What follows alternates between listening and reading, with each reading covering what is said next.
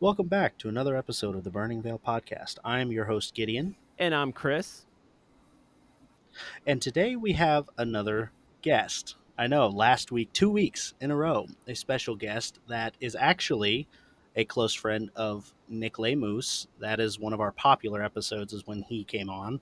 So I introduce to you Constance. Hello, everyone. Constance, How are thank you you for being today? here. Oh, yeah, anytime, guys. I've done many podcasts before, so I don't ever mind guest starring on stuff, so very happy to be here. Awesome. Be careful, we might try to rope you in as a host. Yeah, he got me with That's that. how we ended up with Chris. He got me with that. I do not say that as a Yeah, bad thing. This is so much fun. I love doing this every week. Unfortunately, I couldn't make it I last week. We had a doctor's appointment and we got stuck in traffic, and I didn't get back here for a while. I live just outside of Atlanta, so traffic is an issue. it is a nightmare, Yes. yes. But today we are going to be talking about. I know this is the first time we've ever talked about the topic, but we're going to be talking about strange and creepy Oklahoma. As Constance, our guest, picked the topic as she is from Oklahoma.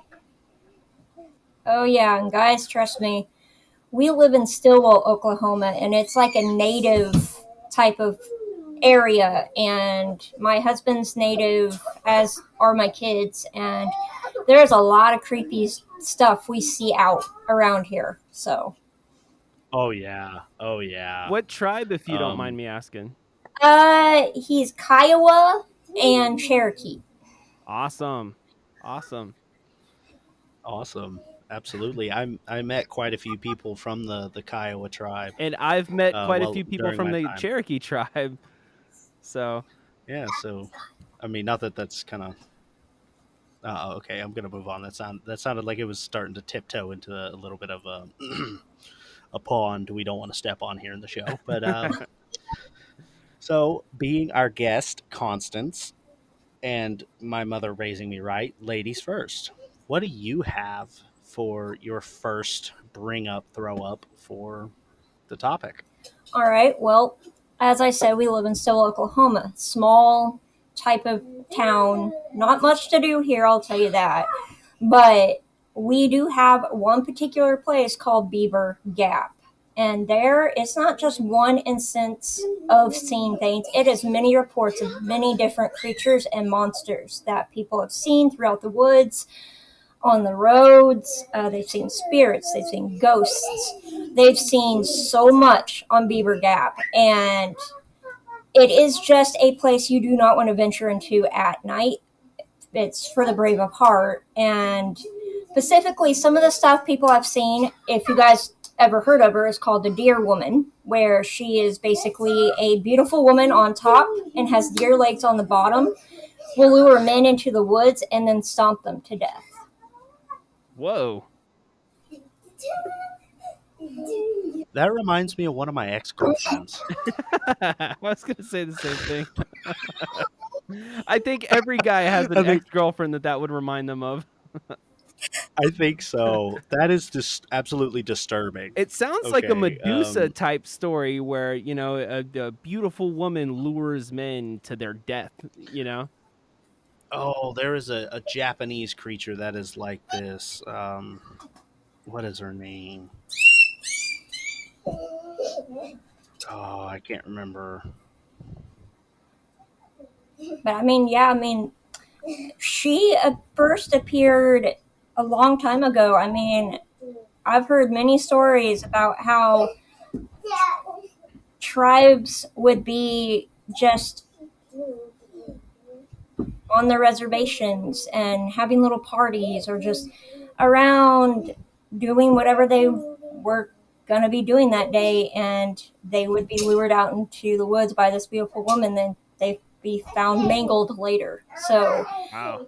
So she's this kind of originated with local First Nations folklore? yeah, like Okay. native folklore. Yeah, she's like high up on the list. Like, people will warn you against her. Wow. Wow, that sounds like a reverse skinwalker It does. I was thinking that almost. too. Well, and the thing is, that's the other thing that people have seen up around Beaver Gap is skinwalkers or shapeshifters, and the skin Oh yeah. and but the thing is, people have, particularly one story comes to mind. We have a cousin in the family, and he's a hunter. Well, he set up a cam to catch some deer to know which location to go hunt the night before. What he got was not a deer, but an image of a tall, thin looking humanoid creature about halfway into the camera. And then when it realized it was being filmed, it not only knocked over the camera, but went running into the woods. Wow. Wow. Okay. That's something Um. that's like all you can think of to say to that is wow. Um, did he Yeah. post it online or anything, or is there anywhere where we can see that footage? That would be He awesome. he actually had, I don't know if he has the footage still, but I do believe he has some photos taken from still image of the camera. I'll have to Yeah. see if he'll let me have it, but there is actually some still image of that creature that he had gotten. So yeah, I mean, he's they saw that. There's also reports of little balls of light that will chase you through the woods. Oh, At, like orbs. yep, like Yeah. orbs, but they'll actually chase you throughout the woods if you get too close. That's I crazy. have a story. I have a story. One of the guys that I worked with when I worked at a restaurant up there in Oklahoma, in Lawton, Oklahoma. He said that he was taking a hike at like 2 o'clock in the morning because he couldn't sleep, and a ball of light started like hovering behind him. So he started walking faster, and he ended up full on sprinting, and it chased him, and he tripped and fell. And when it caught up to him, it touched his leg, and it like zapped him. He said, I swear to God, it felt like a taser pop. Like I just got popped by a taser. What, like stun gun style? Just bzz. Yeah, like police taser. Wow. Whoa. Like burt burt. Was he left with any type of scars or any markings or anything? He said he had a bruise for a few days, but it went away. Oh, So nothing permanent. He said every time I step in a puddle with that leg first, I feel like I'm being electrocuted. wow. Like what the? So that was kind of a weird one. Chris, what do you got for your first story? I have Elmer McCurdy and the Sideshow Mummy. Elmer McCurdy. This one's more along the lines of just weird. It's not so much paranormal. It's not so much anything of that nature. It's just a weird story, but it's also kind of awesome. So Elmer McCurdy is more famous for what happened after his death than anything he did in life. Many people believe he was an outlaw, a drunk, and part of a notoriously incompetent gang that roamed Oklahoma and the surrounding states during the turn of the 20th century. By all accounts, Elmer should have been forgotten after he was killed during a shootout in 1911. Instead, Elmer's corpse was taken to a funeral home in Pawhuska, Oklahoma, where an undertaker decided to embalm the unclaimed remains. He charged visitors a nickel to see the quote mummy for several years before a circus man claiming he was McCurdy's relative swindled the funeral home into selling him McCurdy's corpse. Afterwards, the body was brought and sold numerous times as part of a variety of freak shows, carnivals, and traveling acts for decades. In the 1970s, his remains made their way to Long Beach, California, where they were put on display at an amusement park. The popular television show $6 Million Man was filming at the park in 1976 when a crew member moved what he thought was a mannequin and broke one of the arms off, proving without a doubt that it was Elmer McCurdy. Whoa. Okay, that is wild. Oh, that is. I thought that was just, it's kind of different, which I kind of like, but at the same time, can you imagine being a crew member on this crew? Like, you've gone through film school, you've gone through your internships, now you're on a crew, actually filming a big show in the 70s. Hey, let me A move. popular Yeah, show. let me move this prop out of the way to get our lighting up or whatever he was doing. Holy crap, this arm came off. That's not a mannequin. That's Can you like some imagine the Fiji. horror on that guy's face? Oh man, that's like some Fiji mermaid stuff. Yeah. Are you sure P.T. Barnum wasn't involved? He That could have sounds like been. something He he'd could have be been because involved. apparently this mummy was bouncing around from sideshow to sideshow and circus to circus. But after Yeah. some research, the body was identified as Elmer McCurdy, and he was finally buried in the Boot Hill section of Summit View Cemetery in Guthrie on April 22nd, 1977, after more than 60 years on the road. Wow. That that is wild. I promise you, P.T. Barnum's got to be involved in that somehow because that dude was shady as all get Oh, out. yeah, absolutely. Like I heard an episode of The Infinite Rabbit Hole, actually two of them, where their newest cast member, Kid Kenzar, did a deep dive into mermaids, and she went into the Fiji mermaid, and they had like a 30-minute rant where they're talking about P.T. Barnum was such a piece of scum. Like they even talked about starting a Facebook and a Twitter that's just called "We Hate P.T. Barnum." Oh my god. But he was half of the famous Barnum and Bailey circus. Well, that's what I So a was. lot of people, Yeah, that's what I was gonna ask. Wasn't he part of Barnum and Bailey? yeah. So And then they had he did his own little like sideshow and freak show where he ended up with the Fiji mermaid and all that. Like it wouldn't surprise me if he was involved in that at all. sounds like it'd be right up But his alley. Oh, yeah, pretty much. I have a location rather than a story, and it's actually a really, really famous one, and it's one that I keep kicking myself every single day that I do this podcast because I did not visit, but I'm glad I didn't because I found out through my research that you can actually be federally charged for visiting this place now, which sucks sadly. The Purple Church The Purple Church. is the name of it. mhm. Oklahoma has some pretty creepy urban legends due to the Native American lore and a lot of satanic lore and a lot of this and a lot of that. Just outside of Oklahoma City is Spencer, Oklahoma, and it's known as one of the most haunted places in the entire state because it's also said to be a gateway to hell. Good lord. Okay. Yep. Oh yeah. Oh yeah. Yep. The Purple Church is the site of a former church that was torn down, and all that remains of it is the concrete slab and the basement. The basement itself is called the Purple Church because it's decorated with satanic purple pentagrams and symbols from spray paint and graffiti. If you head down Douglas Street in Spencer, Oklahoma, until it ends and turns into the Wilshire Boulevard, you'll encounter a road that looks a tad bit eerie and haunted.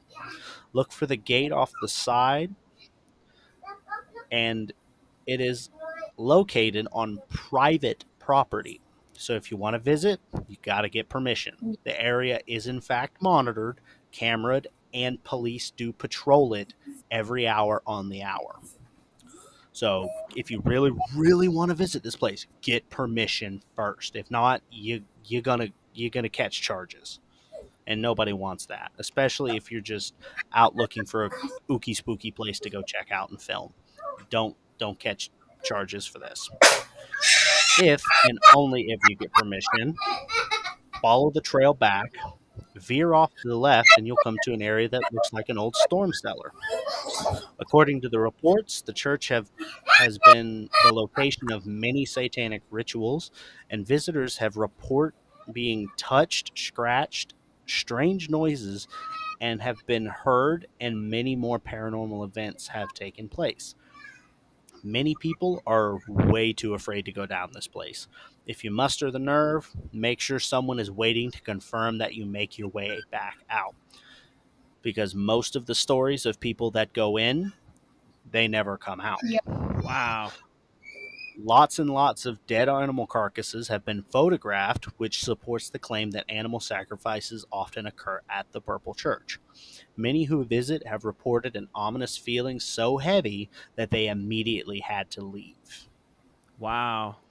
There have been rumors of satanic rituals, of animals, people, and ritualistic birth sacrifices at this place.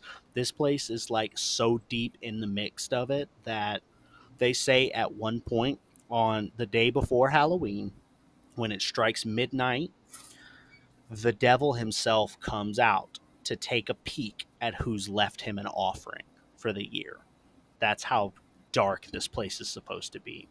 Wow. At one point in time, there was a car that someone drove and covered the lid, like put covered the with the used the car as a lid to cover that place on that night. And Halloween night, when they came back to check it out, the car was turned on its roof Jeez. Whoa. and the door was open.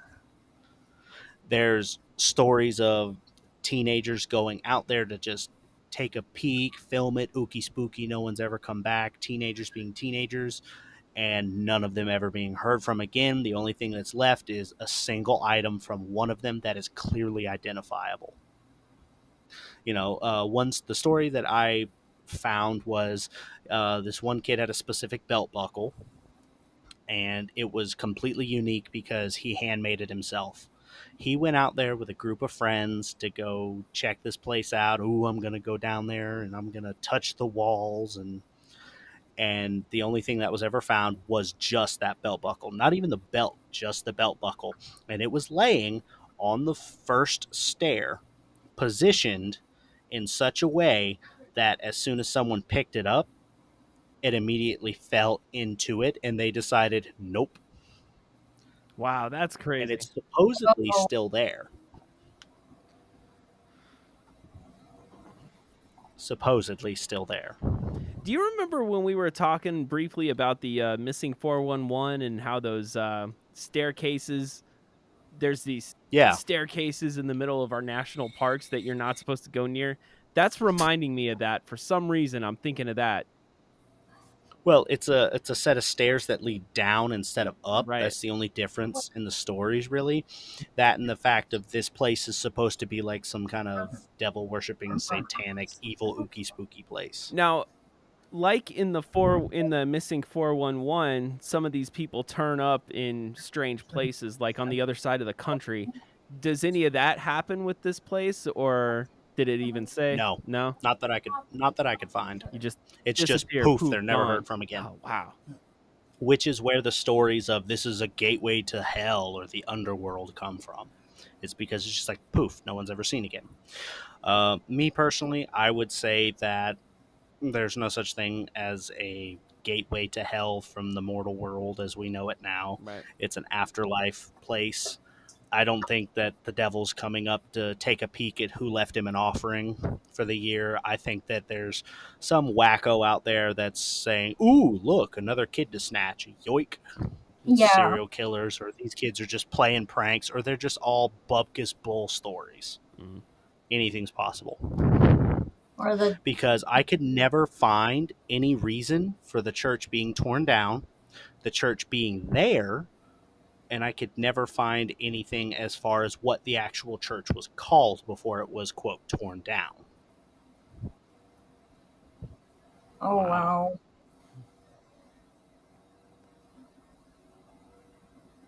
That is amazing. So it's wild that these stories persist and pop up. Um, like I said, I'm gonna say this one is blah. It's just a set of staircase to an old cellar down an old basement down there that has it's just creepy. So, and a lot of kids used to hang out and spray paint, graffiti, and tag crap. So now it's Well, got that's what I a was gonna name. say. Somebody had to spray paint pentagrams and stuff, you know? Yeah, I mean, I do believe and it it could have been at one point a place where cultists used to go and meet. I mean, they always spray paint or paint Yeah. their symbols up on walls. oh yeah, So, oh yeah. And I mean, there was supposedly stories at one point in time that Aleister Crowley and his group went there, but I could never find anything proving or disproving that. We've mentioned Um, Aleister Crowley quite a few times. That guy just freaks me out. oh yeah, that dude is so weird. We need to do an episode on him though, Yes. but he he is. I found a story, and Constance might find this really funny. We talked about this in another episode. That supposedly Aleister Crowley is the reason we have the Loch Ness monster. What? Yeah. That was crazy. Yes. It makes sense too though. It makes sense. Okay. Go ahead, tell her. All right. Let's deep dive into this. Let's rabbit hole We off to got this real time. quick because Constance. Yeah, we got time. We got plenty of time. We're only 20 minutes in. So supposedly, It's a crazy Aleister story. Crowley. Oh yeah. Oh, it's wild. Aleister Crowley supposedly at the height of his whatever he was. Excuse me. Bought a house on Loch Ness just before the first sighting. And he bought this house specifically for a quiet place to meditate and to ritualistically summon something from the underworld to prove that he had, quote, magic. Okay. And this man supposedly did everything right up to the point of someone distracted him. Someone came in, it was some kind of emergency, and distracted him, so he did not close the summoning rite. He didn't bind the creature and close the summoning rite, supposedly. And supposedly, the creature that he summoned was Nessie, the Loch Ness monster. And because he did not bind it and close the summoning out properly, I'm using air quotes, because I have no idea. This is just a story I heard. I don't even know if it's true. All I can confirm is that he had a house on Loch Ness in the time that this story takes place. But supposedly, Nessie was never bound. This creature was never bound to him, so it's just wandering free, and it can't go anywhere because Loch Ness is kind of cut off in certain areas and small in some others, where a large creature like Nessie is supposed to be can't get in and out. So supposedly, Aleister Crowley summoned Nessie from the underworld to to prove that he had, quote, magic from the Dark One and magic period. And now we have the Loch Ness monster ritualistically being spotted Okay. because someone distracted him and messed him up. I mean, whether you believe that's the case or not, it does make sense, you know? Cuz I don't know, I have a hard time believing in Nessie. I have my skepticals about that. But at the same time though, what you just said, Gideon, does make freaking perfect sense. Stuff It can be does. summoned and Aleister Crowley has been known to summon stuff, you know? Me and my technical paranormal words, summon stuff. But yeah, I mean, he's he's one of those characters in history that has, been known to do this kind of stuff. And Oh yeah. it Oh yeah. makes sense. And I mean, I don't know if it's just one of those things that someone fabricated this story because, hey, he had a house on Loch Ness just before the first sighting ever appeared. And, ooh, hey, yeah, Aleister Crowley, ookie spooky magic man. Ooh, cult leader. Let's throw these together. And what do we get? The Loch Ness monster. I mean, I don't know. Like I said, I do not know if it is true or not. I heard that somewhere and I found an article about it and read the article on an episode and we talked about it. But what are your thoughts, Constance? Me, honestly, half the time when you see pictures or videos of this apparent monster, it's all you see is the neck coming out of the lake or some type of fuzzy, blurry video.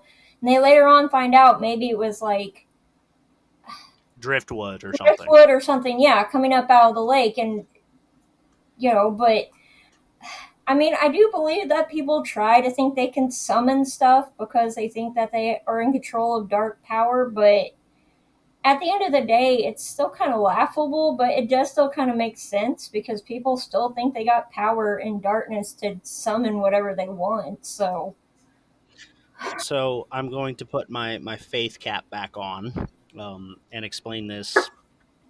Um, yes, technically, it is possible for someone to attempt to summon these things, but, big but, those dark forces and those quote friendly voices to help that incantation and the things that make it possible to do that are not your friend Mm-mm. at all. They will play to be, so that when the end comes, when you are lying in bed wheezing like a dying animal, they can come flaming from the floor with a yell and successfully drag your soul to hell where they belong, because they've claimed right to it. Because hey, you're dead and you did not meet your creator and have a relationship to this point. Mm-hmm. You did not make your soul right, so you're ours because we helped you.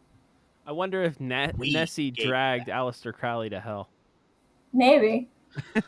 I don't think Nessie did, but I could That'd be probably tell you awesome. who did, because I'm sorry, if there's one person that, well, there's two people I could think of that the devil himself would probably come to claim in the end, and that Mhm. would be Aleister Crowley and Anton LaVey. Yeah, definitely. Yeah.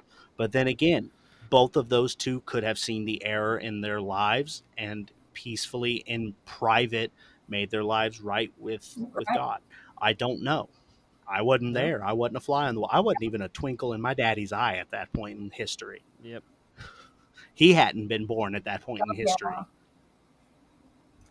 So anything is possible. I'm never going to outright say that has been doomed to damnation eternally. I can't say with a fact because I'm not the creator. Well, that's not up to us to say. No, it's That's not. not our. I But had you're this absolutely conversation at right there. work today. I had this conversation at work today with one of my friends at work. We were talking about Glenn Fry when he died, because Glenn Fry was a Christian man. He played for the Eagles. He was the guitar player for the Eagles.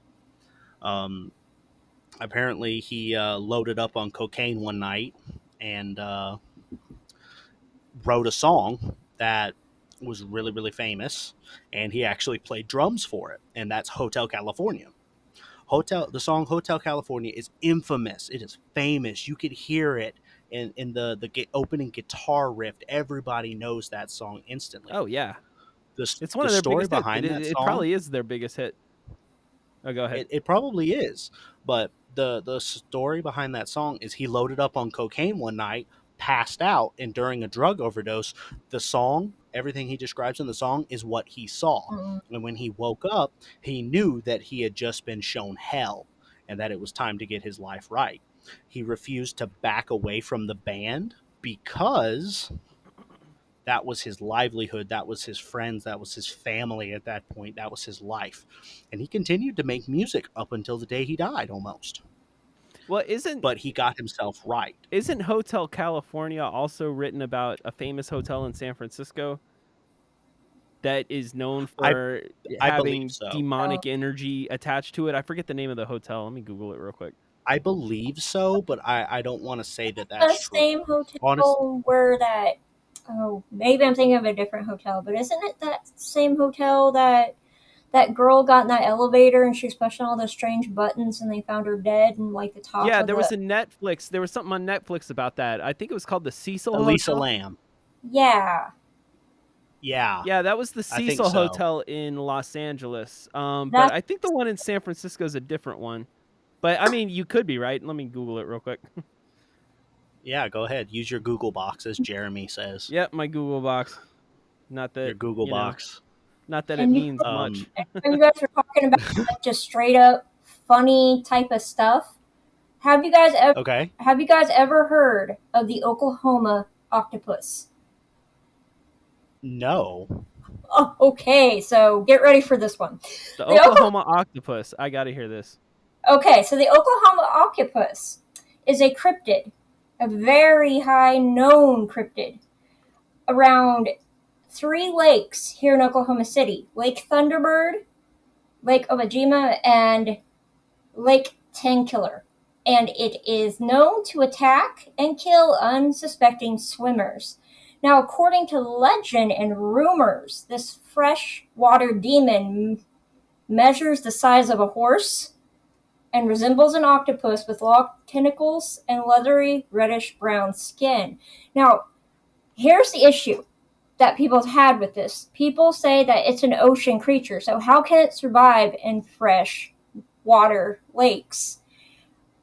And that's always been the biggest thing. But Native Americans for over 200 years has said that they would be going fishing in their boats and they would come upon a wrecked, split in half ship, or somebody would go swimming in a lake and there would be nobody there when they went back to check on them.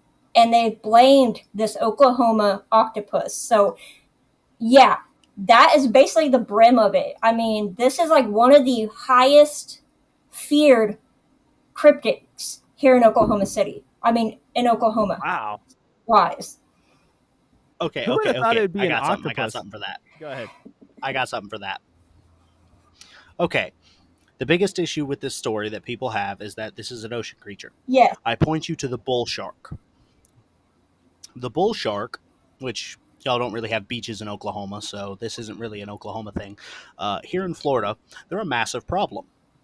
A bull shark has the ability, in adulthood, they are in the ocean, but during certain tide waters and certain times, and when they after their mating season, they come up into brackish and then fresh water, have their babies, stick around that area, and then lead them out to the ocean once they get to a certain age. How is this possible? Going from salt to mixed to fresh. That shouldn't be possible for an ocean creature. The bull shark over time evolved and adapt to that, to have a gland in their body that holds salt. When they get into the brackish water, that gland gets them used to less and less salt, and then they go to the fresh, and then they wean themselves off of the salt water to fresh water, and they can go up into as little as 2.5 feet of water. So we're talking almost shin deep water, maybe ankle deep water they can go. They are very aggressive, but they are very beautiful sharks. They are very good looking. They have nice aesthetic to them. Mm-hmm. Like I'm talking a pair of boots or leggings or something. um, but they've over time adapted to do this. Well, who's saying that other animals can't as well? Well, my only question is there a lot of brackish water in Oklahoma? Because it's nowhere No, near the not ocean. really. Yeah, not really. Yeah. Not really, but the water there is a very particularly strange bit of water because Oklahoma does have a lot of salt mines. Mm-hmm. Mm. So at one point in time, a lot of Oklahoma's lakes are actually man made Yep. at this point. Um, so you take a man made lake, you make a lake where there used to be a Make salt mine. That water dribbles into the salt, hmm brings the salt up with the waves and the motion and the movement of water, and now you have brackish water. Brackish water is survivable for ocean creatures, but think about this: you take a fish, a saltwater fish, put it in brackish water, it'll live. It won't do well, but it'll live. But its children will then adapt to that brackish water, and then eventually you can wean them off like the bull shark. So it is technically possible. And I mean, I would say that it's even possible that if a salt mine is still busted wide open with a good salt vein in it, but just abandoned, and you pour water into it and make a lake, you've got salt water. Right. Well, Mm-hmm. I mean, My only, that's the Great Salt Lake in Utah. That's yeah, it's very yeah, similar to what you're describing. it's, I would say that is 100% possible. Yeah. It would just have to be a amazing lineup of so many things over time, and that would have to be almost man intended. Right. Because I mean, think about this: are there actually any octopi anywhere near the United States in the water, in the ocean? Not from what I know, but I not that I know of either. So that's got to be someone brought it Yeah. and then dumped it. See, and the other huge issue, because me and a lot of his relatives will be talking about this, and some of them will point out, they're like, well, it is possible for it to be in there because it has been in folklore for over 200 years. So who's not to say that this has been something, maybe not the same occupant, not the same occupant, occupant, but it got to the point where the only thing that they're unsure of is if it is really a cryptid. They said, then how do you account for its large size? Like, and I'm just like, well, it could be possible. I mean, over time, it eats a lot of stuff in the lake. There's a lot of food, Yeah. and Well, so it could adapt. It could adapt in that adaptation. Part of that adaptation could be, could be a size, burst. I'm Oh yeah, I would say personally that I would say that it's possible, even to the point of there could be a North American species of octopi or even squid that we just haven't discovered yet. So I want to read something. The definition of cryptozoology, which is the study of cryptids, yeah. is the search for and study of animals whose existence or survival is disputed or unsubstantiated, such as the Loch Ness Monster, the Yeti, or even at some point, the gorilla. Think about this. We didn't discover the Congo gorillas until like the 90s, Right. but people have been saying for like 2,000 years there are large man like hairy beasts that are roaming the Congo. And then in the 90s, everybody said, what are you talking about? Nah, there's nothing like that out there. And then in the 90s, they discovered the Congan gorilla, and they're like, oh, they were right. Isn't that partly what So that movie is based cryptozoology, on? The Congo movie that they made in the 90s? Isn't that partly what that's I based think on? so. Yeah. I think so.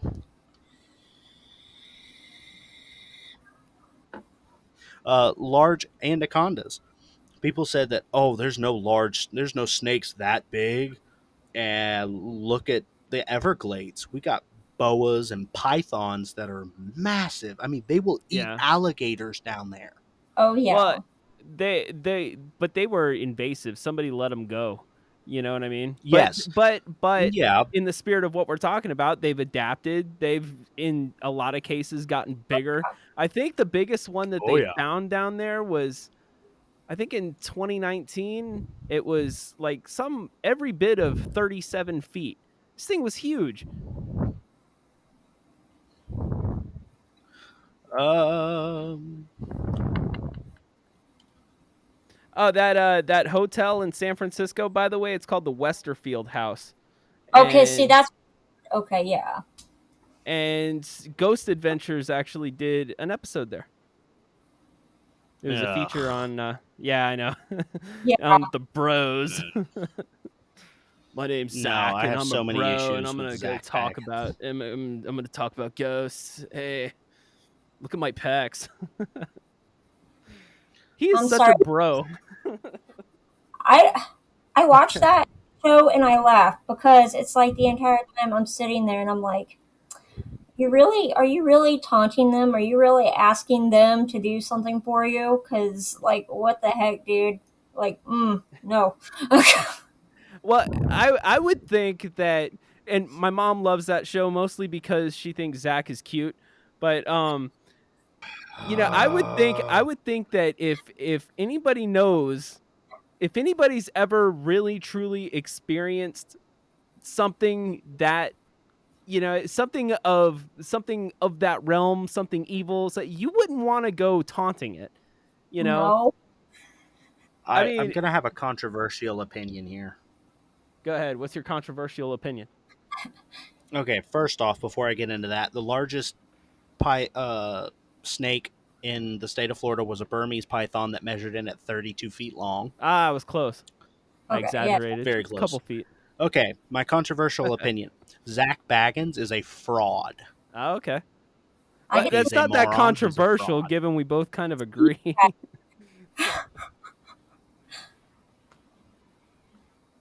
No, Like, he's an I even agree with bigger you. I think he's a fraud fraud than. too. It's a Yeah. reality show.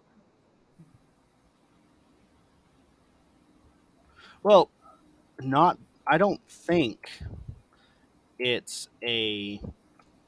He's a fraud because of the TV show.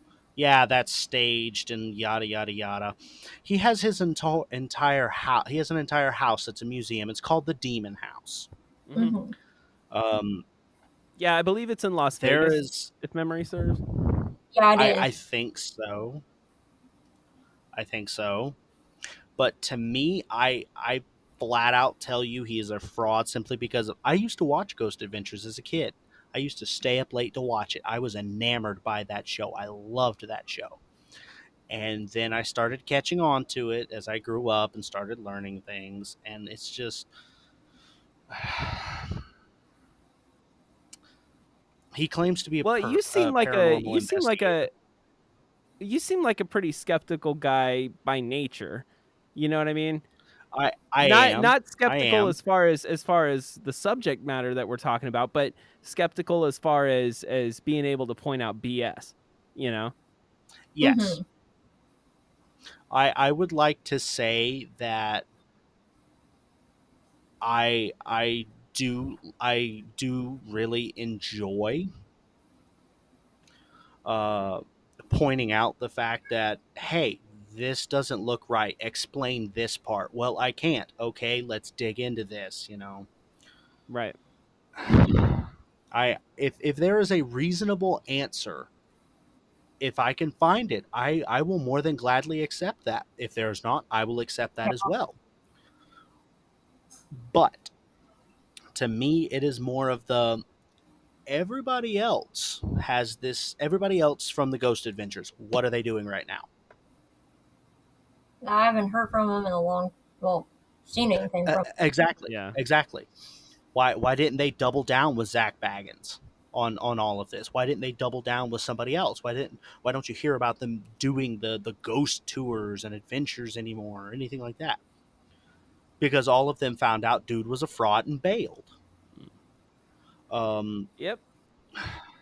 I can't get into it. I need to find the articles again before I go into this long tirade, and I will take up way too much time on this. Wasn't there one guy from the Zach old Baggins crew is a that fraud. Zach? Wasn't there one guy from the old crew that Zach kind of like had an affair with the dude's girlfriend or something? Though he Yes, Yeah. left the show. yes, Nick, I think his name um, was. I think so. I know that one episode you can flat out hear a member of the cast talking to Zach, and he plays it off Oh man. as, "Oh, did you hear that?" They try to make the show exciting by throwing junk in there that's not there. Right. Hmm.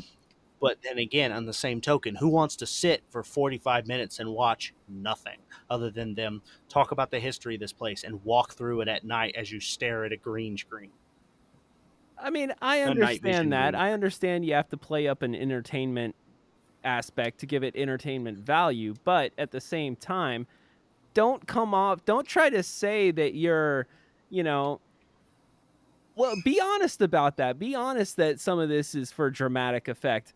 You don't have to sit there and talk about how, you're this paranormal investigation guy and this is what we do and, get all I don't know. I don't know what I'm trying to say. I think you guys do though. Yeah, I do. Yeah. I understand.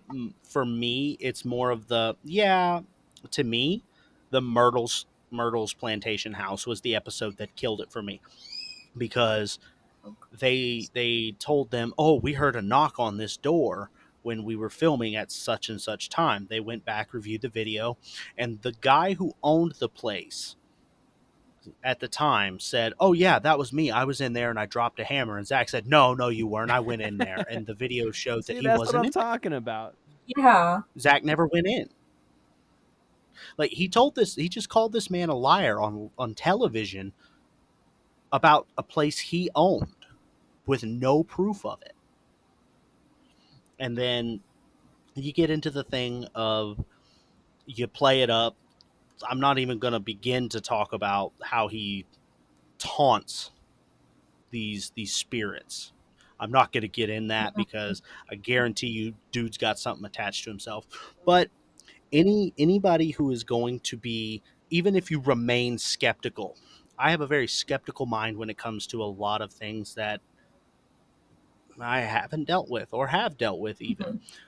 Number one, rule number one of life in general, if a Jewish rabbi gives you a wine case sealed in wax and tells you, do not open this Hamir, this has Dybbuk, and you go, click, let's open it, and he runs out of the room, common It's a sense would clue, say, Sherlock. red flag. Red flag. Dude in this demon house that he has is what he calls it, the demon house. Mm-hmm. It's a 300-year-old house that he bought. Inside, in the basement, he has a Dybbuk box opened.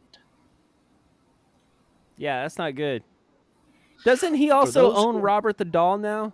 Yes, he does. Okay, yes, there was exclusively, I don't know if you guys seen it, but he did another show. It wasn't Ghost Adventures, but people could bring in their apparently cursed items, and he would Yes. talk to them about it. Well, Robert the Doll was one of them, and I think they eventually decided to just give it to him. And now Robert doesn't even sit in a case, I think. Yeah, that's no, not he does good. not. He sits on a Remember shelf. Gideon? Remember when we did our Florida episode? We talked about Robert the Yep, Doll. Yeah, yep. I dove pretty deep into that story because it was just so fascinating to me. Hmm. I mean, Annabelle's fascinating in her own right, but Robert the Doll just really got my attention. Probably because it was from Florida, and I grew up down there, so it's Robert Robert the Doll inspired the movie Chucky. right, Yep, yep. and it's the Red same. flag Yeah, it's the number one. same type of same type of premise, where the Killer doll. killer doll exactly. And here's my problem. Here's my number one problem. Zach Baggins has it sitting on a shelf, Yeah. just sitting, no glass case, no nothing, sitting on a shelf. And he tells people that Robert the Doll has not moved. Uh, After we have about 100 years of this doll moving, Yeah. and then there's and plus, come on. I think it should be behind a glass case like Annabelle because of the fact that it not only just moves around, but it can cause people real harm. Like if you take a picture of him without his permission, yep, he will actually cause you sickness or death. Well, Robert the Doll has yes, actually the first owner, the little boy Eugene. You know, he actually there were documented cases where he was. Let me get, yeah, you got me all into this now. I mean, not that I wasn't all into it before, but Robert the Doll is just a crazy story.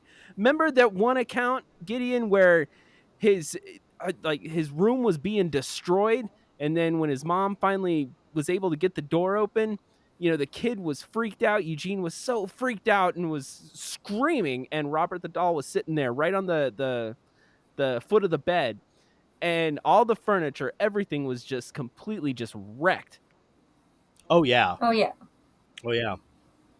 And the end report of that the story that I heard was that when she took Eugene out of the room, she looked back into the room and saw Robert the Doll's head move, and she said, "If that thing had a mouth, it would have smiled at me." Yeah, no. Hmm. That's one of those. Yeah, No, no, no. no, no, no, no. Now, number one right there tells me that if I was that mama, I would, knowing what I know, I would run back in there, scoop that thing up, and literally start screaming the demon out of it Tear it because up and that burn thing it. had something. Yeah. Think about this. That is the first doll in history that we know of that legitimately has a body count, and you're gonna take it out of the glass and set it on a No. Nope. on a on a shelf. Well, I Well, mean, and Uh, here's the thing though: if you're Zach Bagans, quote unquote expert here in this, in this field, you would know that. Yep. You would know to take precautions around something Oh, that freaking dangerous. Yeah, And if not, yeah. that just proves how irresponsible you are. I knew exactly. It shows how little you know. Exactly. Well, it's like when that lady first brought it into him on the show. I guess it was the older guy who walked in, and the older guy's like, and he's like, "Don't do that, Yeah, don't do that." And he went in, he could not breathe, so he had to go in and apologize to Robert. Just then, he could breathe again. So I'm just like, "What are you guys doing?" yeah. Clearly, they have no idea. I remember reading a story not too long ago that about Ed and Lorraine Warren's museum that Annabelle had gotten out of her case, Mm-hmm. and apparently that caused some mayhem. But Lorraine got her back into her case and sealed the case better, and even put a vial of holy water on the case as a reminder of, hey, you're gonna get this if you get out again. um, I remember that reading the article because I got to meet Lorraine Warren. I got to meet her Oh, how Wow. was that? once. Wow. That was amazing. I took a course, a single class at our local college in Gainesville at UF. Took a single class. It was a psychology class. Um, I was trying it out to see if I wanted to pursue that as a career. I'm still on the fence, but she was there doing a lecture in the next lecture hall over. And when we were done, she was starting her lecture, and we went in, and I went in because I saw Lorraine Warren, and I'm like, oh, dude, and I started fangirling, like legit fangirling. Like Oh my god. I probably looked like a Japanese anime character at that point. That's hilarious. I ducked in there so fast. I didn't care if I needed tickets or not. It was like, shut up, here's my wallet. I'm going to sit down. But I sat in the back and we talked about it.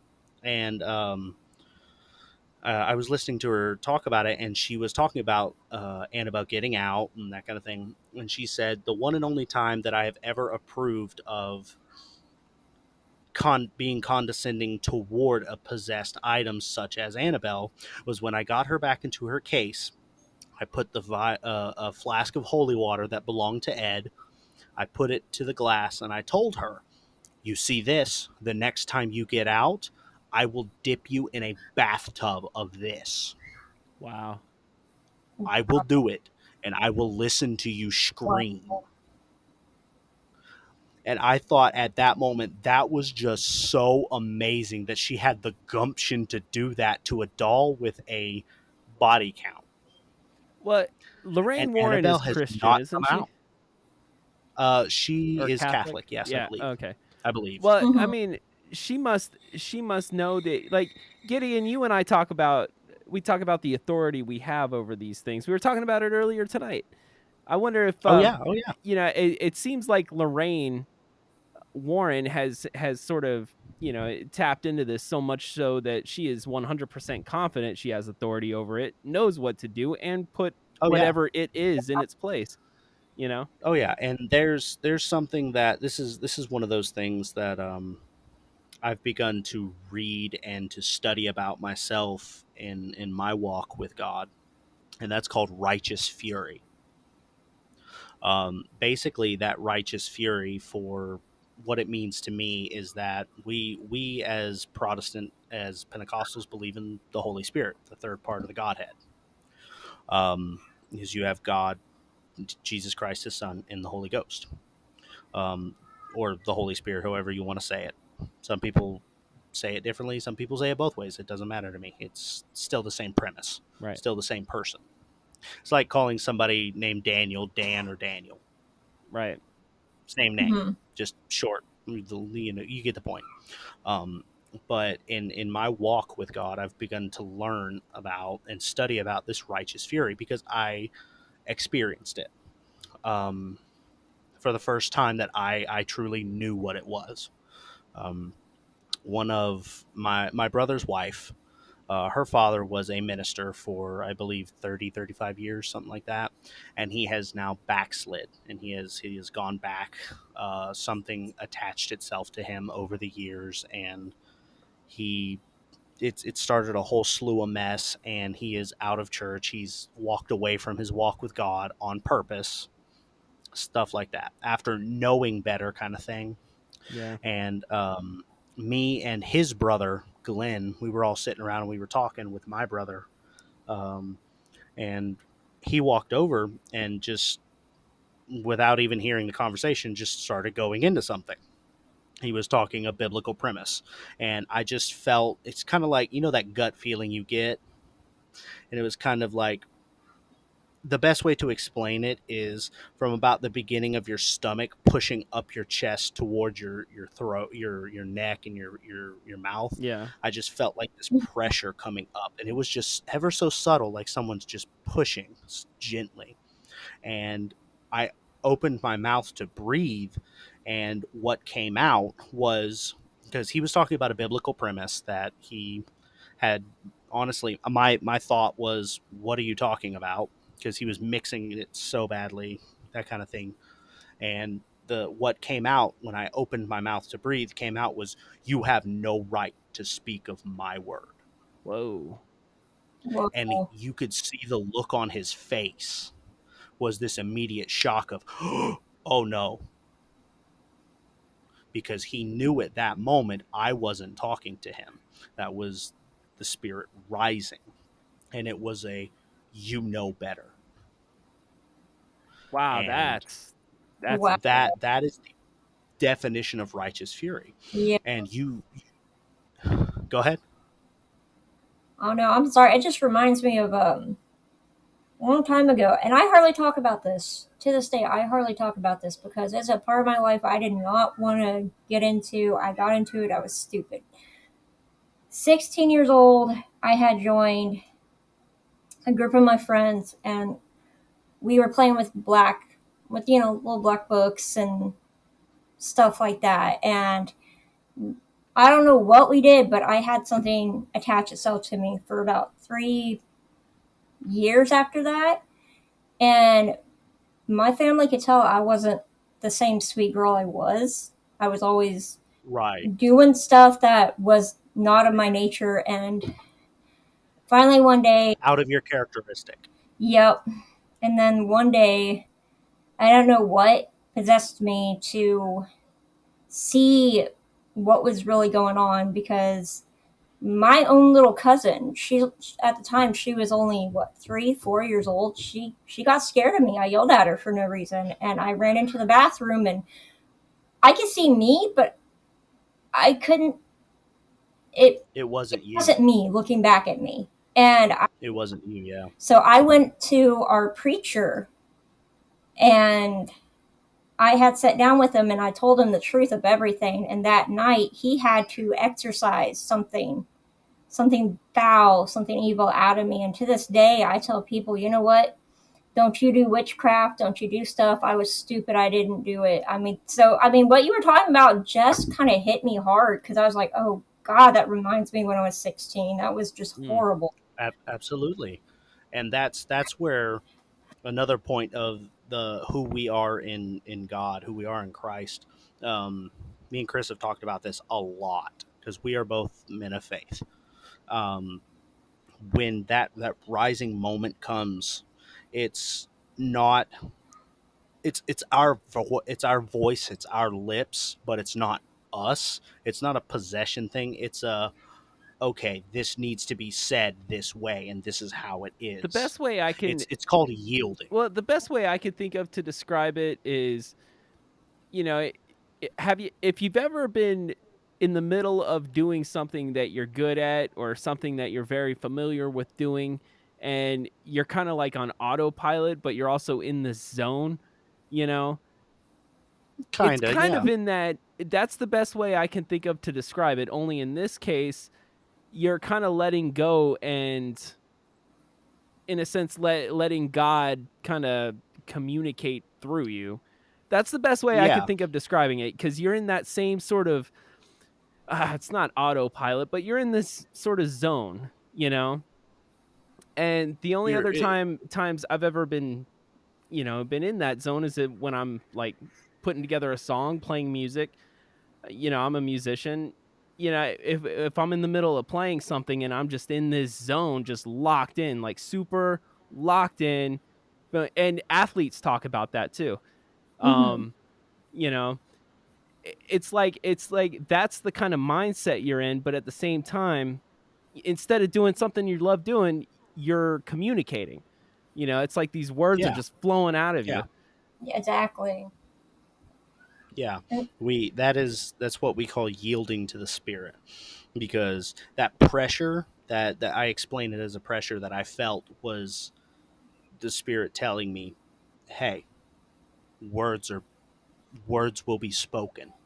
And it has been since that point that he won't approach me to talk biblical or talk God, because he knows for a fact that excuse me, he knows for a fact now that he can't step up to me and BS me. mhm. He can't give me a line. He cannot pull the wool over my eyes, because he knows that I'm in tune with the spirit.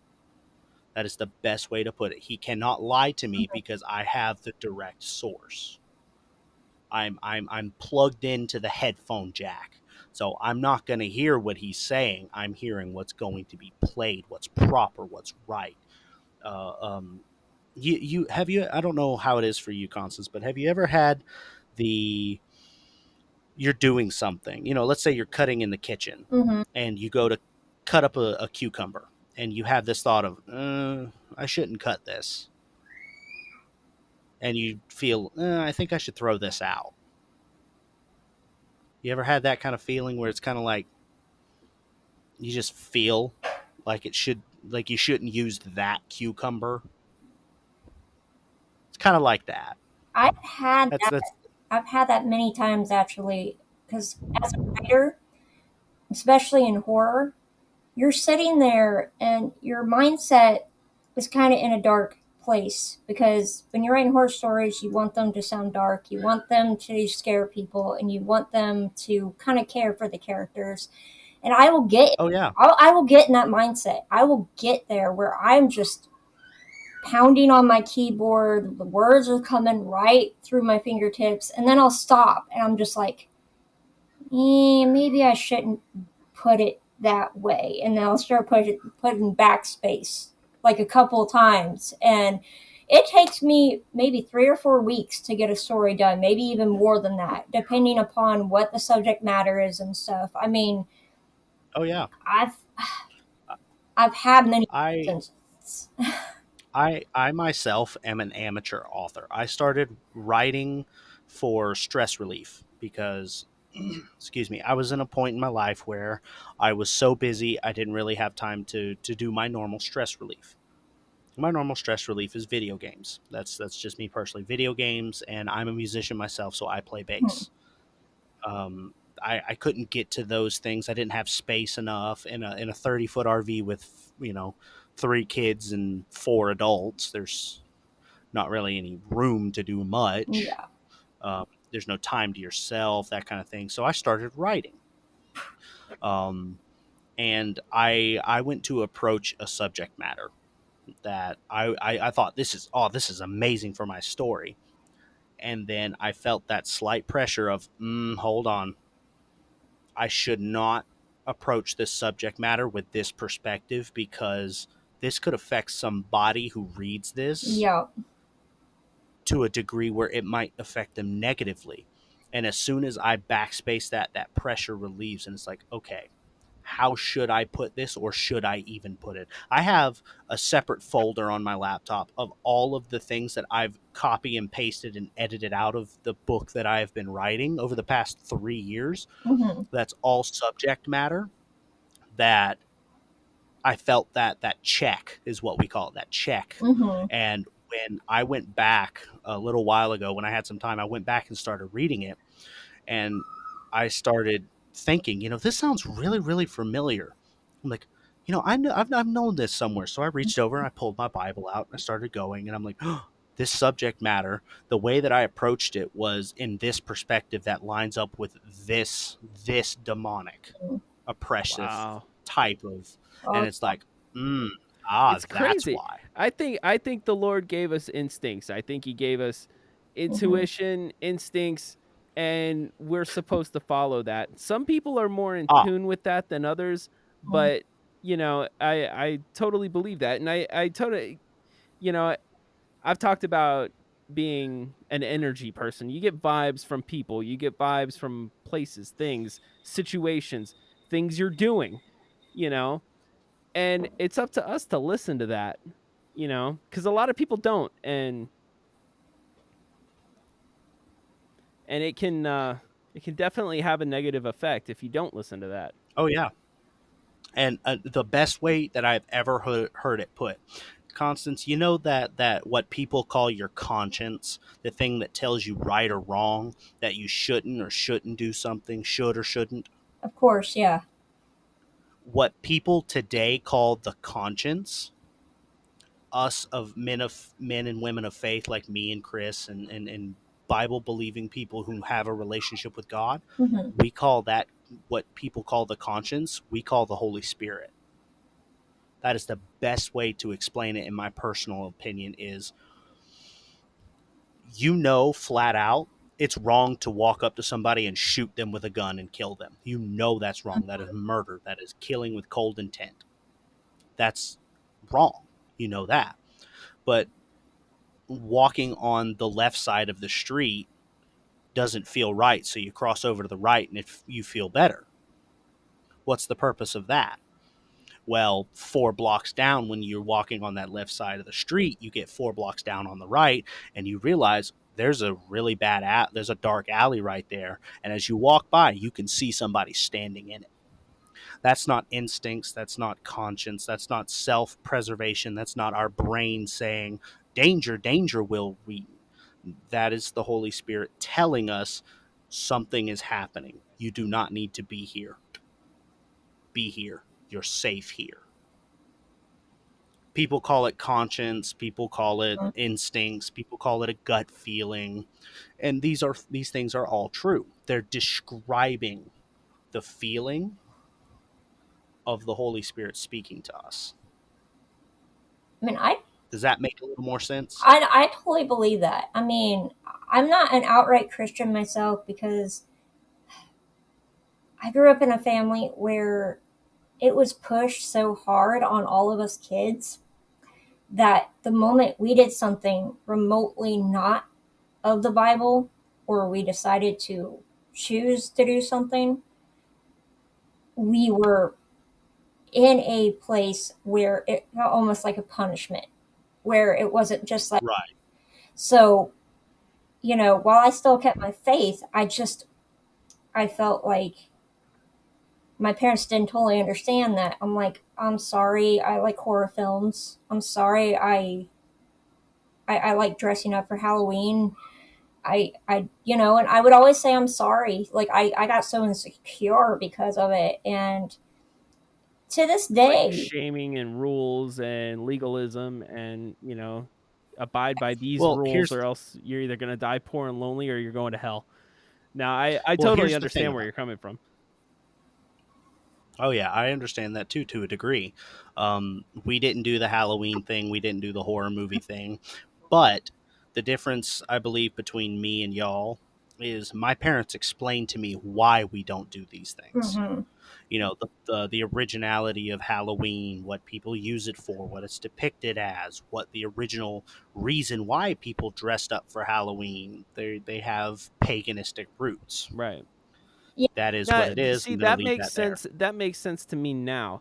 What turned me off about church, and I think you and I've touched on this before, Gideon, I think so. is I started like I'm all in with music. Music is my passion. That's what I love to do. Been doing it since I was 13, and every church I've ever gone to, I've been a part of the praise and worship team and things like that. Well, there was one point where I started to notice certain patterns within especially some of the bigger non-denominational churches. It's almost like they follow a business model. And that never Yeah, sat right with me. It's like the business of church. And I got to a point where I'm just like, well, what are we doing here? This is like cut off you know, from ushering in the Holy Spirit and worshiping the Father. It's different from that. It's like we're following, like I said, some sort of business model, some sort of itinerary. You start out with a certain type of song, then you move into this type of song, then you get to the emotional song. People are crying with their hands in the air. And then you close it out with this other big hit song that everybody knows. And then that's it. And that's how I noticed it at first. Then I started noticing certain patterns within the message, within, what the pastor would preach about. And I'm just like, wow, this is totally a business model, you Shit, know? exactly. I mean, all the and yeah, all the years I went to church, it was like one of those churches where if you didn't go every Sunday, and I'm not kidding about this, if you did not go every Sunday, and they knew your family, like you all were like family, and if you didn't show up with your family one Sunday because you chose to do something else, or you had permission to go do something else, they would all look at you like you chose to do something simple instead of going to worship. See, And my question with that is why go there instead of being concerned? Hey, I didn't notice you in church today. Is everything okay? Why not come from that place instead of, oh, you weren't in church today, you heathen, you know? yeah, and our church doesn't do those things. Our church, my parents are pastors, so I've grew up in it, and I understand the business itinerary aspect and the you weren't here and that kind of thing. We don't do those things. Those things to us are you chose to go somewhere else. You're grown. We'd prefer you to be here because the best way to explain it is if you're in the military before you go on an operation, you get a briefing. Sunday morning is your briefing. Right. This is something that someone will need. This is something you need. This is something that you may face ahead.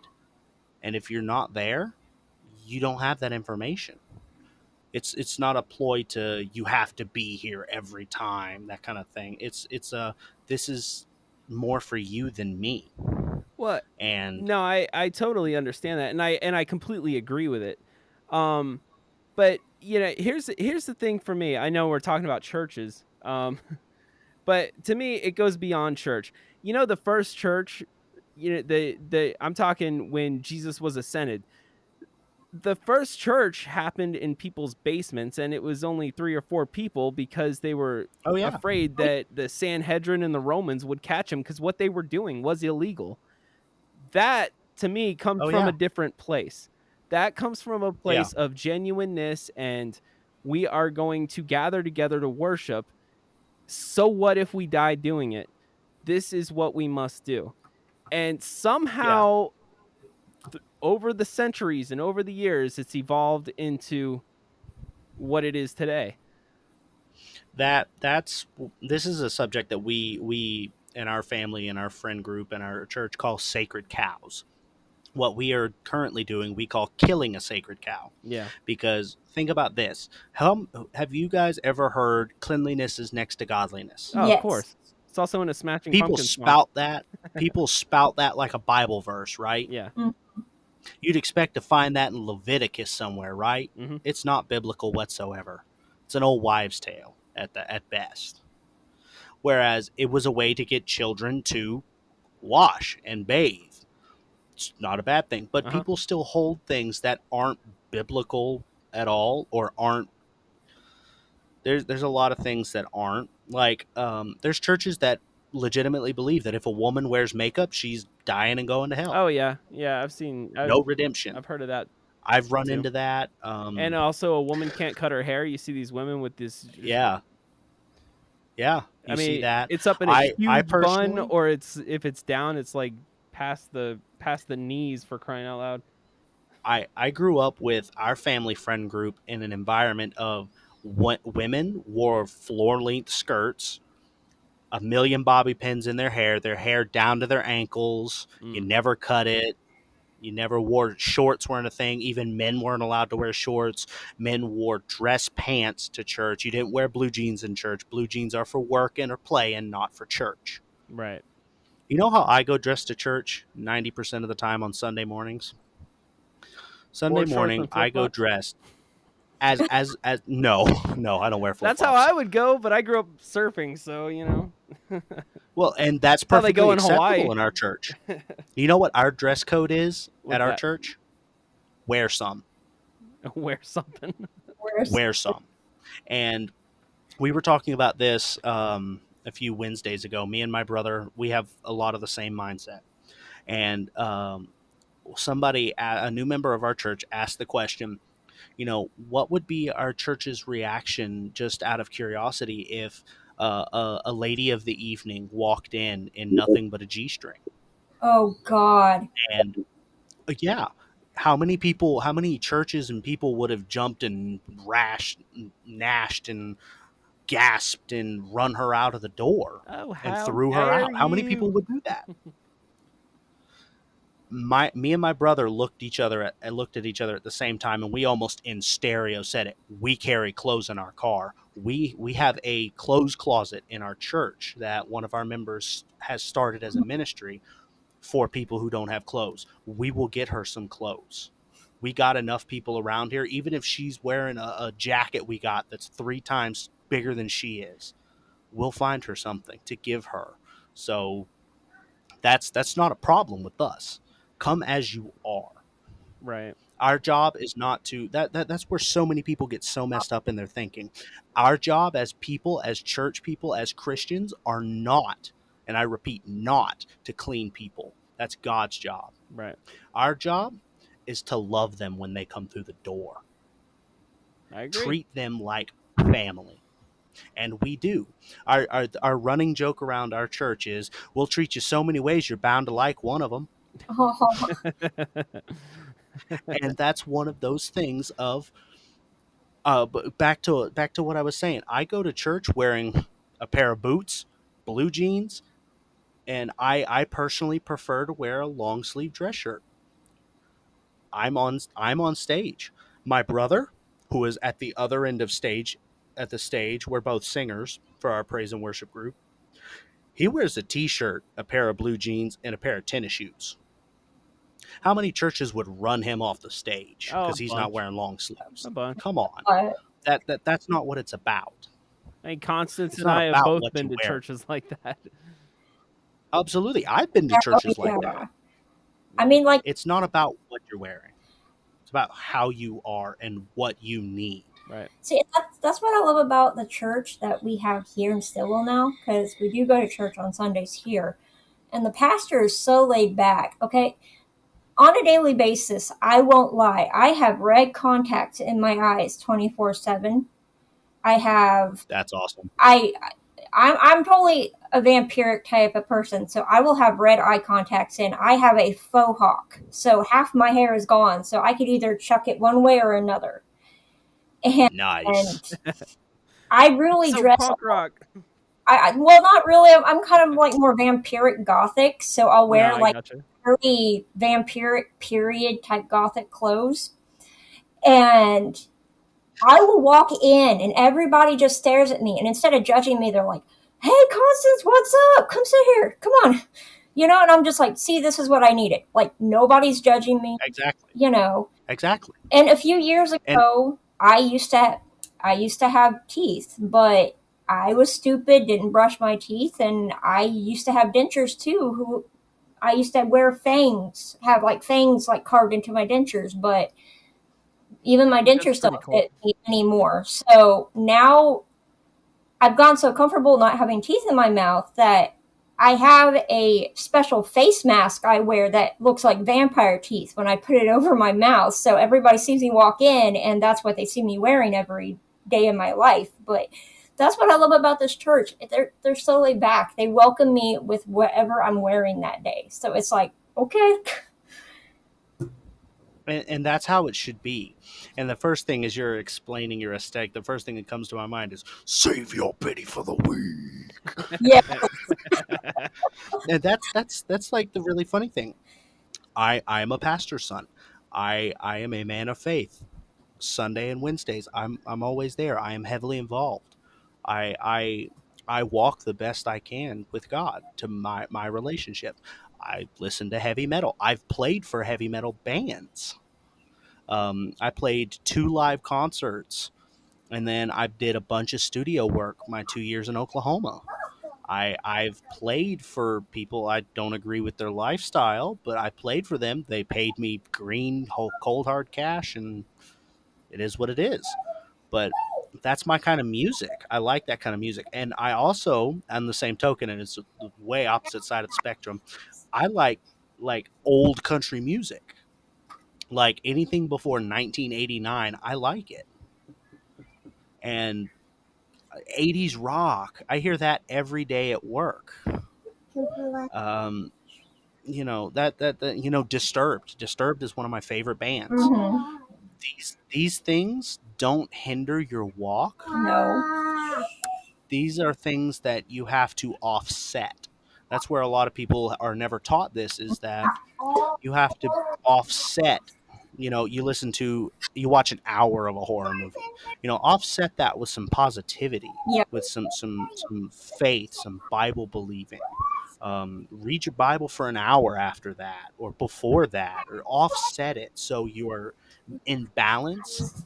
And I personally, if I'm going to watch a 2 hour horror movie, I personally like to spend 4 hours reading and studying. That way I'm not drained of, and that's exactly how it feels to some people. So, to me, a lot of times, watching a horror movie afterwards, if I've done no studying or no reading or nothing like that, I feel just kind of like meh. It is what it is.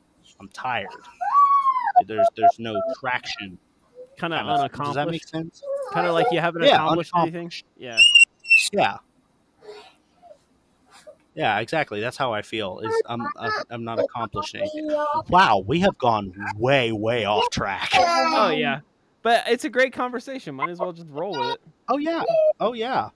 I might have to label this episode something else, but Well, I mean, we touched on Oklahoma folklore, briefly, but we had a great conversation with Constance, and we ended up yeah, steering Yeah. it back towards our faith, which honestly is the cornerstone of who we are. absolutely. So why not? But there's one thing that we cannot get away with doing a state's video without doing. And Chris, do you know what that is? No, remind me. Okay, I'm gonna bring one last story before I personally am Oh, done. yeah, okay. Yeah, I've been reminded. There we go. Yep. One last story from Gideon. Okay. One last story from me. If I can get this pulled up. I can get this pulled up. Hold on just a You second. should have had it pulled up already. You're slipping on me, Gideon. I was talking, okay? I'm I was just talking. I'm just messing with you, buddy. I know you like to mess with me so bad. I you know So disorganized. I totally get you getting because I could be trying to write a story when my kids come in to ask me for something, and then I'll sit back down and I'm like, "What was I writing about?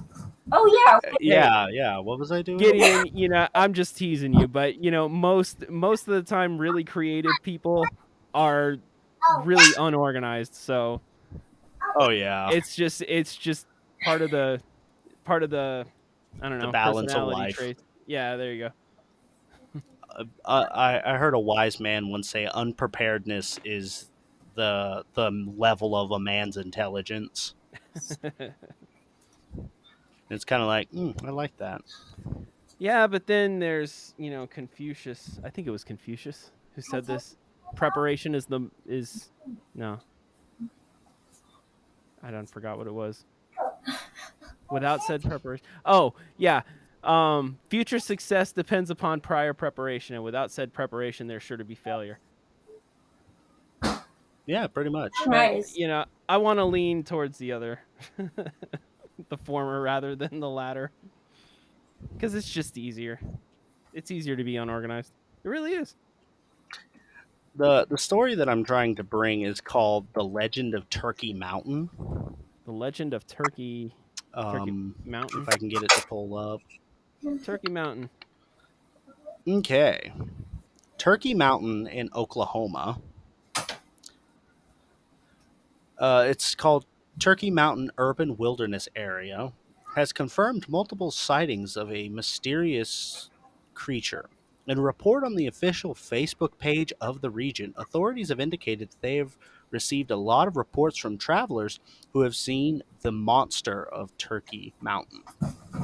This creature in this location, spotted over a weekend, they received dozens of calls and messages reporting a sighting at Turkey Mountain of people jogging.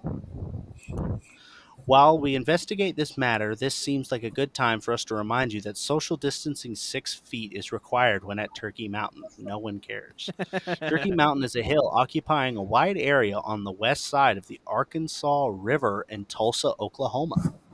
The summit is 104 feet above the river below, offering a very good view of Tulsa. Photos of the monster of Turkey Mountain depict a light brown bipedal ape partly concealed by bushes and trees. While there's no way of knowing what many of these people are claiming to have seen, Turkey Mountain officials took the time to say they'll investigate while reminding its visitors about social distancing. But joggers, hunters, hikers, and even spokespeople for the BFRO in fact claim that Bigfoot in fact roams Oklahoma's Turkey Mountain. Bigfoot in Oklahoma, ladies and gentlemen. Yep. Yes. Constance, have you heard this story before? Yes, I have actually from a couple of friends, like when I lived in Oklahoma City, because they like to go hiking and stuff, and they were like kidding about wanting to go hike up there, and I'm like, are you kidding me?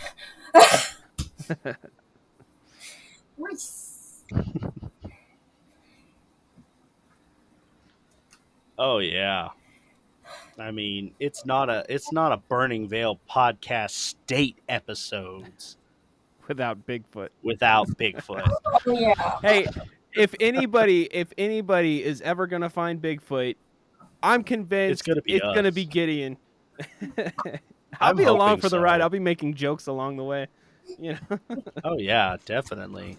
And I mean, when I did my episode with Nick Mousselet, we had a joke about uh, getting doing a like a friend style sitcom where with cryptids and legends, where like we talked about, we're driving, it opens with us driving down this country back road at like 2 o'clock in the morning, and we see a werewolf dart across, and like Nick gets out and he's like, hey buddy, do you want to be our friend? He's like trying to pet the werewolf, and meanwhile I just like throw the car door open, shotgun in hand, get down. And we did like this sitcom of like, great, since you wanted to pet it, now we've got to chase it down and hunt it. In the middle of all this, we were joking around about me kicking him in the pants for that.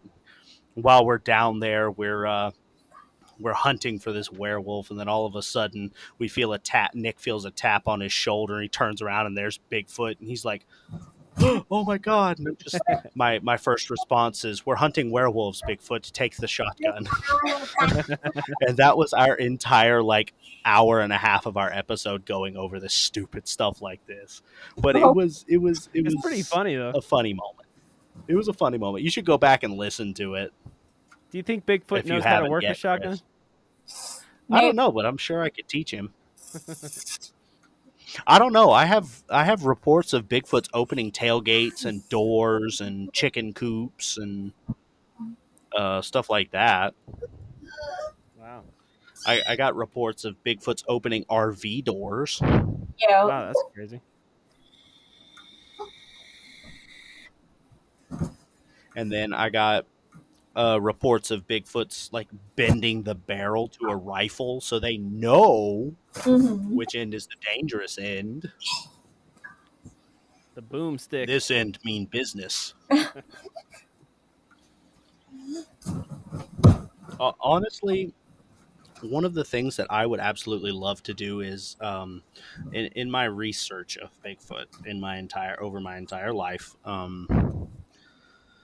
Ever since I was about 8 or 9, I've done this entire deep dive my entire life. And one of the things that keeps getting back to me is that Native American tribes have stories and legends of them that they don't tell many people, but it's like, oh yeah, they'll confirm. Oh yeah, we know about the big men. We know about them. And I've even heard stories of tribe members saying, "Oh yeah, there's two kinds. There's the good kind, and then there's those with red eyes. Stay away from those last ones. They'll eat you." So I mean, there's all kinds of wild stories that I would love to be able to find someone and get to know them well enough personally where we can be open to talk about those things that is of Native American descent or a member of a tribe, so I could have that confirmation, because that's always stuff I've heard, but I've never been able to confirm. Mm. Yeah, that would definitely be interesting It to do would. like a Yeah, big that would be deep fun. dive on Bigfoot. I I even think that the word Sasquatch is from a Native American tribe, if I remember correctly. I Yeah, it think. is. Yeah. I know Skookum is. Yeah. I can't remember the tribe. I used to know it, but I know Skookum is. I know Yowie is Aboriginal, that kind of thing. Um, I need to do a dive. The only place I haven't looked is like Spain and France and the Caribbean to see if they have a Bigfoot. Mm. You know, I'm gonna look that up. Is there a Caribbean Bigfoot? Probably is. Who knows? I mean, Why not? we're finding new creatures every day, apparently, so why not? Yeah. Yeah, I mean, if Florida can have wild monkeys, then why can't the Caribbean have Bigfoot? Exactly. yeah, right. Why not? I mean, I And that's the whole premise get for our podcast is why not? you know? yeah. I mean, I get this image of like uh Johnny Depp's Jack Sparrow with like Bigfoot as a crew member or something. Oh, That would be an awesome painting. it would. I need to see if I can find a friend who's good at painting. All right, So well, the only thing Gideon, I can find is that there's a cheese snack in the Caribbean named Bigfoot. you got to look So on DuckDuckGo technically, for that. You can't look on Google for that. technically, there is in fact Bigfoot in the Caribbean. It's just a tasty snack. Ah. So there, you've Bigfoot answered looking it. thick. Bigfoot does exist in the Caribbean, only it exists as a cheese snack. Sounds good. Bigfoot Sounds looking legit. thick. All right, well, Gideon, do you want to wrap this up? I don't want to, but I think we should. He, We probably should. Um, I guess. So, this has been another episode of the Burning Veil podcast. I've been your host, Gideon. And I'm Chris, and I'd just like to say a big shout out and thank you for Constance for joining us tonight. Yes, and putting up with our debauchery. oh no, guys, I put up with this all the time with Matt, my crew, and Rotten, so you guys are definitely up there with the insanity, so I'm used to it. Well, Well, you're welcome. we would love to have you on again, and Absolutely. absolutely. Anytime you, Um, anytime you want me on here, just get a hold of me. I'm always free. Or always make time. Uh, yeah, absolutely. But we have a Facebook account, the Burning Veil Podcast on Facebook. We are on Twitter now, Twitter. which is amazing. You can find us. You can email us at the Burning Veil Podcast at Gmail now. Send us a message. Send us a like. Give us a rating. Send us a message on Twitter, or Facebook, an email, that kind of thing. Just reach out, give us some feedback. Give us some suggestions for topics, even. Yes, definitely. We're And all about interaction. Speaking of so, interaction, Constance, do you want to tell people where they can find your work or your books or your podcast, where to listen to you? Yeah. You guys, you can always go on Facebook. It's all one name. It's Rotten Daughters. So I'm on Facebook.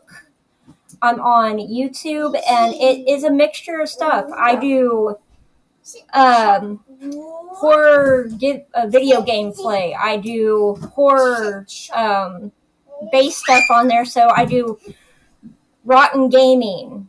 I do Vex's movie reviews. I do Tales from the Dark, Cryptic Tales. And recently I've been starting to do special projects in filming and acting. So you could go over to YouTube to watch all that.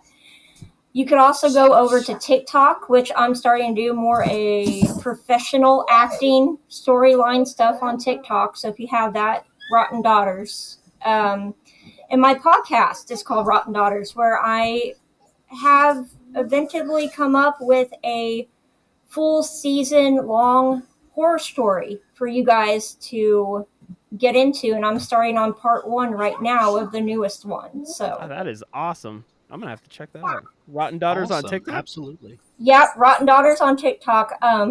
Yep. Nice. All right. Our Well, Yeah, thank you again absolutely. for joining us. We have one last order of business, Chris. What's that? Um, Constance, pick one cryptid out of your knowledge. one cryptid. Yeah, just any random cryptid. I have to go with my favorite one just because I love him to death, Mothman. I love. Okay, so the Ooh, good Mothman. one. Chris, pick one. Oh, man. I was going to pick Mothman.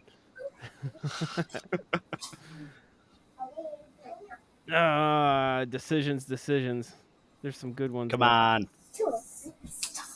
Hang on 1 second. Come on, pick one. I'm gonna go with El Chupacabra. The Chupacabra. Okay, that's a Yeah. good one. That'll be I said El. interesting. I meant La Chupacabra because it's La Spanish. Chupacabra. Yep. That would be a good one.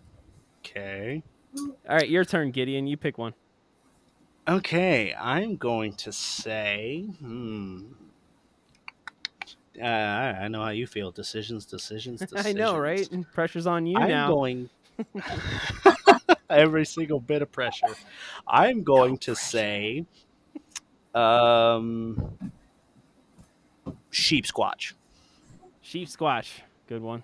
Sheep squatch.